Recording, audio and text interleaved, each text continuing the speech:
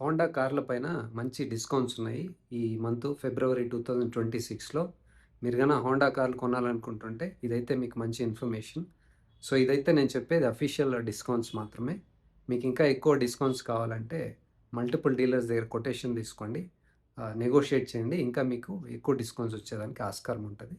ఇప్పుడైతే మనము అమేజ్ పైన ఎంత డిస్కౌంట్ ఉందో చూద్దాము.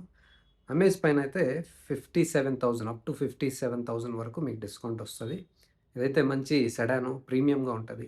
మంచిగా సేఫ్టీ ఉంది. ఇంజిన్స్ చాలా బావుంటాయి. The most reliable and durable. మీకు ఎక్కువ సంవత్సరాలు వాడాలి అంటే గన మంచిగా ఉంటది ఇది. కంఫర్ట్ కూడా చాలా బావుంది. దీన్ని చూజ్ చేసుకోండి. నెక్స్ట్ హోండా ఎలివేట్ పైనైతే అప్ టు 1,48,000 వరకు డిస్కౌంట్ ఉందనమాట. ఇది కూడా మిడ్ సైజ్ ఎస్యూవీ చాలా బావుంది.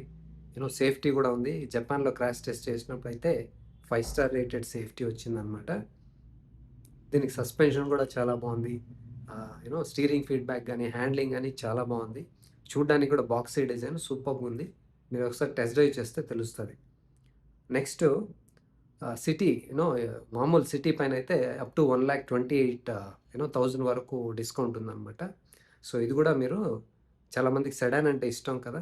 డ్రైవింగ్ చేయడానికి చాలా బావుంటది. డ్రైవింగ్ డైనమిక్స్ అంటేనే సెడాను. చాలామందికి ఇష్టమైన బాడీ స్టైల్ ఇది. మీరు ఒకసారి చూస్ చేసుకోండి అది. నెక్స్ట్ అదే స్ట్రాంగ్ హైబ్రిడ్ సిటీ పైనైతే అప్ టు 1,97,000 వరకు డిస్కౌంట్ ఉంది. కొద్దిమంది మైలేజ్ ఎక్కువ కావాలి, స్ట్రాంగ్ హైబ్రిడ్ కావాలంటే అంటారు కదా! మీకిది చాలా బావుంటది.